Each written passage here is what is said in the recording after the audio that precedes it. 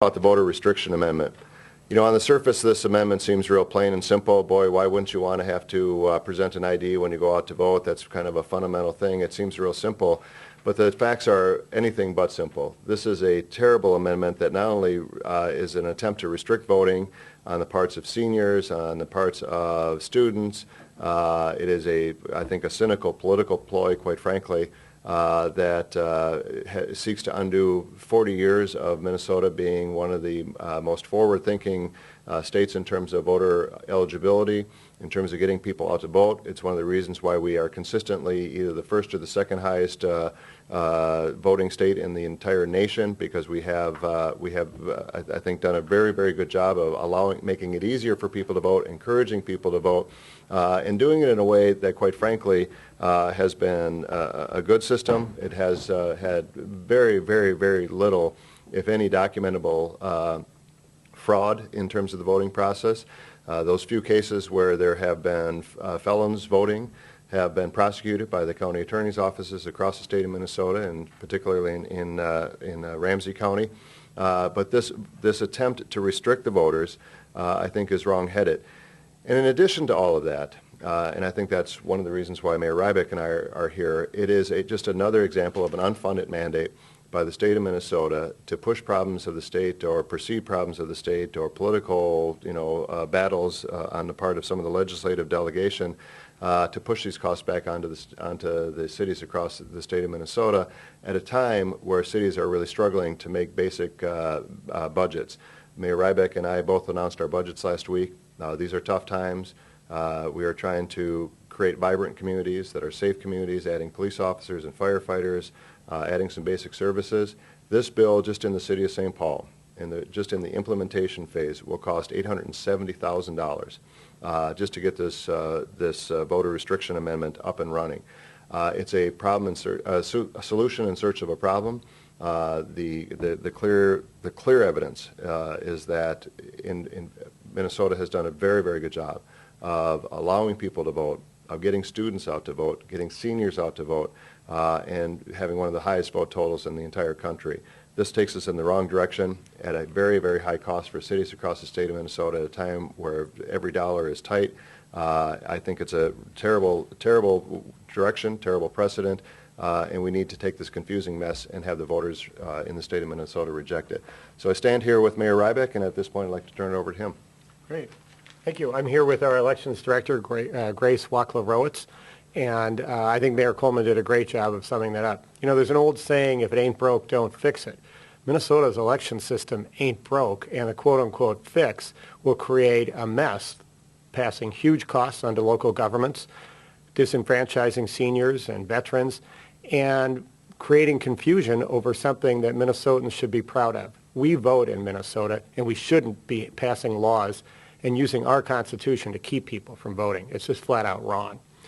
The mayor did a good job of saying that we both just finished our budgets. And, finishing a budget as a mayor is kind of like finishing your college exams. You sit back, you get to relax and think you don't have any problems. So one of the questions I asked after that is, what's on our plate now? Well, one of the big challenges on our plate is trying to figure out how would we actually implement this law.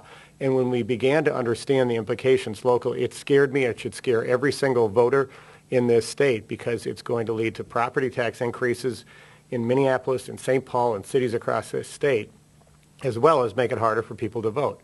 Just stop and think about this for a second. My mom was born in California. When my father died, she got remarried. So her name has changed a couple times.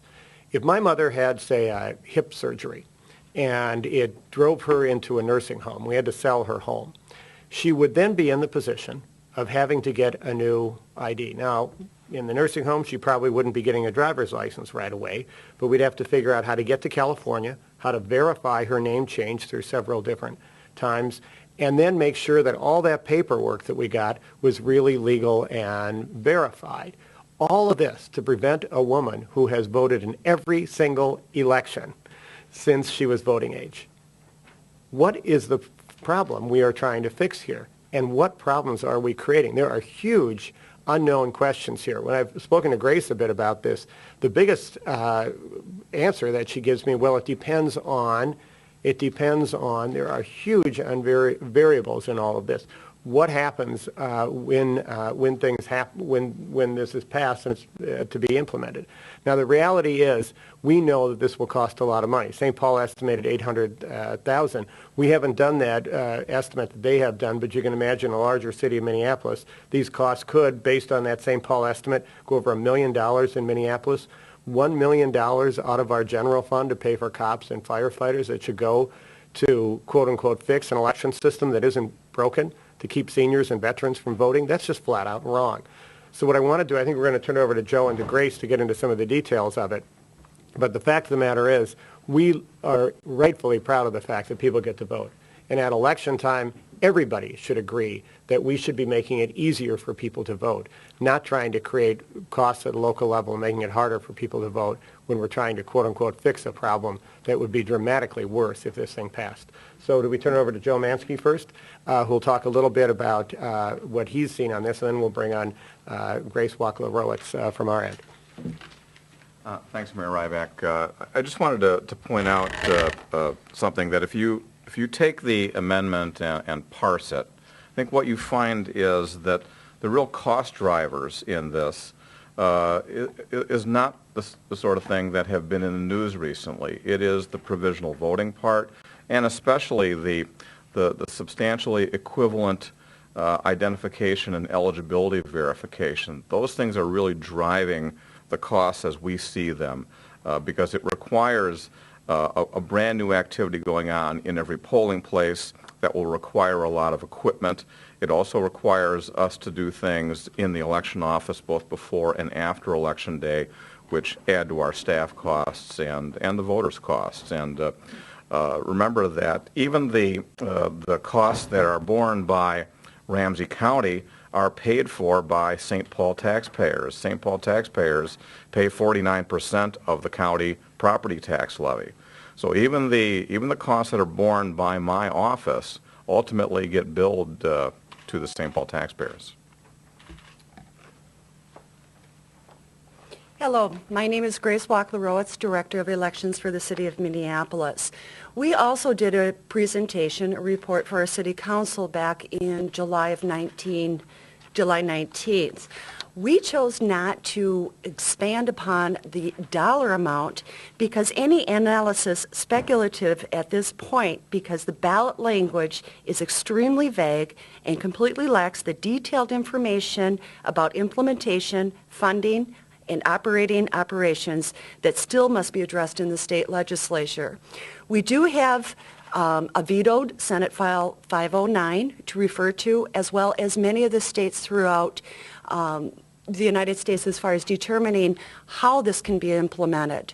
But we don't know. It is too vague. We have to speculate. So any cost at this point is unknown. We just know it would be extremely expensive in order to determine what the eligibility is, determine how to train our judges, provide separate polling areas, because you have to remember in the polls it's going to actually be too many polls.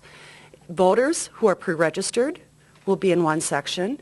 Those that cannot provide eligibility requirements will have to be separated and go through the provisional voting process, which would also include a separate ballot and process. Training, voter outreach, it goes on and on. Okay, thanks. So why don't we just stand for questions? I have a question for Joe. For this coming election in November, how will this impact the literal size of the ballot? Any more sheets of paper given these titles for the amendment? You ask a good question, and I think the answer depends on what order we get from the Supreme Court this week. If, for example, they order us to put the entire proposed language on the ballot with the strikeouts and the underlining, it obviously consumes more of our ballot space. In Ramsey County, that should not be a problem because we don't have as many judges on the ballot. In Hennepin County, in Anoka County, where they have many, many more judges, it could very easily cause them to go to a second ballot. You know, one thing I want to just note for folks, I just voted a week or so back, and One thing I noticed is that person after person was coming in and pulling out their driver's license. Well, of course, because those of us who voted consistently already verified, that's not necessary. But all this attention to voter ID has really already sent a chilling effect on the electorate. And that's important. But what's even more important is that as we've dug into the details, should not be perceived to be the photo ID amendment. In fact, these signs are all being changed because it's about much, much more than photo ID. Photo ID is a big problem, and that's already having a chilling effect. But this is about a myriad of deep, confusing questions that will not be answered by the time somebody is expected to make a vote on Election Day. We're supposed to take a risky vote on a series of unanswered questions, then throw it to the legislature and hope that they finish work on time so that we can come back and implement that for the 2013 elections. Both of these cities have municipal elections in 2013, and who knows when the legislature gets out. But let's say, in a perfect world, they get out in, say, May, all right? That would be a nice thing if the legislature ended in May. And then we have to come back and implement an election for the primary date. It would be In August. yeah, so they've got to come back in August. Now, remembering when both parties were unified on the idea of increasing absentee ballots, when everybody was working in the same direction, it took 2 years of good work, and they got it done. After 2 years, to something that was really not that controversial. How in the world are we supposed to implement something that would be passed in a highly charged partisan environment in May so it could get implemented in August? This would mean an enormous amount of new work for our elections office. I do not understand how we could do that with the existing staff. So along with all of these costs that have been added, if we get put behind the 8 ball for the 2013 elections, where, by the way, both of these cities are going to be having ranked choice voting, we would have to put an enormous amount of effort and probably additional money into getting that done. That's if somehow this can get out of the legislature in time. Why would someone use the Constitution of the state of Minnesota to codify all of those questions and not know the answers to them? Joe, we're hearing from hundreds of people about this sign, this billboard coming into Minneapolis where it says Minnesota is #1 in voter fraud. You have studied this for some time. Would you address that? People want to know, are we #1 in voter fraud? You know, Pat, I think the proposition that Minnesota leads the country in voter fraud is laughable. If anything, we lead the country in successful prosecutions. I suspect we may lead the country in the number of people who are in prison today as a consequence of us prosecuting them. Interestingly, the 2 people who were raised in the lawsuit that was decided in the federal court last week are both in prison today because we did detect that they had violated the law and prosecuted them, and they were incarcerated as a result. Over the last 6 years, more than 500,000 people have voted in the city of St. Paul. Our compliance rate is better than 99.98%. That's the small number of convictions that we have, the small number of violations. Would the voter ID amendment prevent voter fraud? It would have prevented none of the prosecutable cases that we got. Of that number, all but 1 were voting or registration by people on felony supervision who have a valid driver's license. The other person was in the United States on a protective visa and voted even though he was not a U.S. citizen. So you're saying zero people this would? This proposal, the proposal that will go on the ballot, would have deterred none of the cases that we prosecuted. Go ahead. Look at, a felon voting is a crime. That's why they get prosecuted. A non-citizen voting is a crime. That's why that's prosecuted. Voting as a student is not a crime. Voting as a senior is not a crime. Voting as a veteran is not a crime. That's the problem with this amendment. All of a sudden, you take a problem that is being fully addressed by the criminal justice system, and you start spreading that to legitimate voters who, as Mayor Rybak gave one example of, may or may not be able to get a valid driver's license, and you take that and you put them on the same plane as a criminal or non-citizen attempting to vote, where they're clearly, as Joe has outlined, not a problem. This is just that billboard that you're talking about is just another example of how they have twisted this issue. They have tried to confuse people. They have tried to scare people, and they are taking a situation and making what should be the great pride of the state of Minnesota, which is that we are one of the highest turnout states in the entire country, if not the highest state, and turn us into a backward state where people are restricted from voting. I think it's a tragedy. That's great. You know, just one more point about that billboard, and Pat, I'm very happy that CCO did a good question on it because it proved false. I could put up a billboard saying I'm Christian Ponder, but it wouldn't mean I could throw a touchdown pass. And they can put up a billboard saying we're #1 in voter fraud, but it's a flat-out fraud. And everyone in the media, I believe, needs to call them into account for it. You can't, you know, you can put up a billboard saying anything. It doesn't make it true. Grace, could I ask what your experience is with any kind of voting irregularities or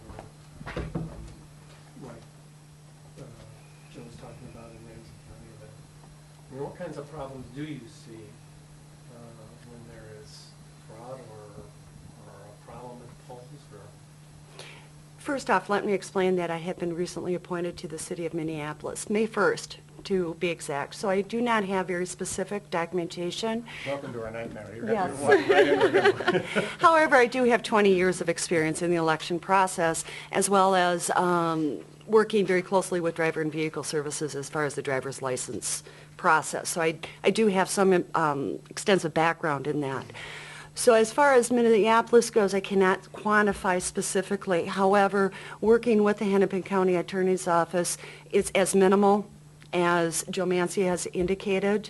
A lot of it is confusion amongst the quote-unquote felons who are on some type of probation for anywhere from 1 to 10 to 15 years. And if there are no violations, they don't hear from the state. So they innocently think that they qualified. So there's a lot of misunderstanding, a lot of miscommunication as far as what that felon is. However, the governor's integrity force is addressing those issues, and they're on their way to clarify and specify that particular issue. In general, we do not have a serious problem with verifying eligibility of our residents in Minneapolis or throughout the state for that matter. has vouching ever been a problem where we hear these tales of people who are vouching for a whole group of people who they may or may not know? First off, let me tell you that the statute is very clear and specifies what a voucher may do. A voucher is a registered voter within that precinct who actually attests or signs an affidavit of personal knowledge that that individual lives in that precinct and therefore eligible to vote. So there's, again, that misunderstanding as far as what a voucher does. It's very clear and precise as far as the statute goes. Is there confusion? Perhaps, but that's where we get with voter education as far as promoting get out the vote. But by no means is the state questioning vouching as a valid mode of eligibility. Can I address that very specifically? 77% of people that vouch for a voter live in the same household. An additional 6% are people that live or are an employee of the facility, nursing home, for example, that person lives in. And then the additional 6% live on the same street. So you're already well in excess of 90% of the people that are either directly connected to or have absolute firsthand knowledge of this person's voting just on those facts alone and those figures. So this idea that vouching has somehow led to some kind of massive fraud or whatever is ludicrous. In addition to that, you've got the same issue. If you're vouching for someone that you don't actually have knowledge of whether it lives in that precinct is also a felony. And you are also going to be prosecuted. So this idea that we don't have the tools that we need to somehow fix this problem is just simply wrong. Voter fraud, committing a crime in the voting process gets prosecuted in the state of Minnesota. Again, solution in search of a problem. Mayor, we usually see you at this podium surrounded by colleagues from all over the state. large and small cities talking about a common concern. Is that the case with this issue, or are we going to see other local government officials step up in a similar way? Well, my sense is when they figure out what the costs of this are to their local communities, as we have, close to $1 million for St. Paul, probably well in excess of $1 million for the city of Minneapolis, I think that they're going to be right here with us, because when we stand here together as mayors, we stand here saying that we have we are really struggling in our communities to find the resources that we need. So instead of adding to the support for the cities, this is detracting for it.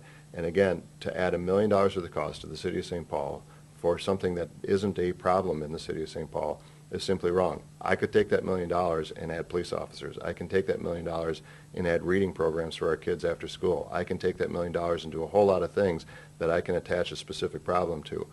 Voter fraud is not one of them. Usually when Mayor Coleman and I come together, we make the case that the problems or the challenges you see in Minneapolis and St. Paul are really just magnifying a smaller version of those in cities across the state. That's true with this, but there's something even more at play. Mayor Coleman and I both you have a county, we have a city elections office that we work very closely with and very aggressively. What happens when you get into smaller cities and counties that have not very dense populations, that these problems will really be magnified because you're working with multiple locations, multiple jurisdictions, and often not as deep of a staff as we have in those. So I would imagine some of these problems will be greater when we'd have an isolated issue over here in this county and an isolated one over in that city, and somehow the officials are supposed to somehow tie that together. Thank you.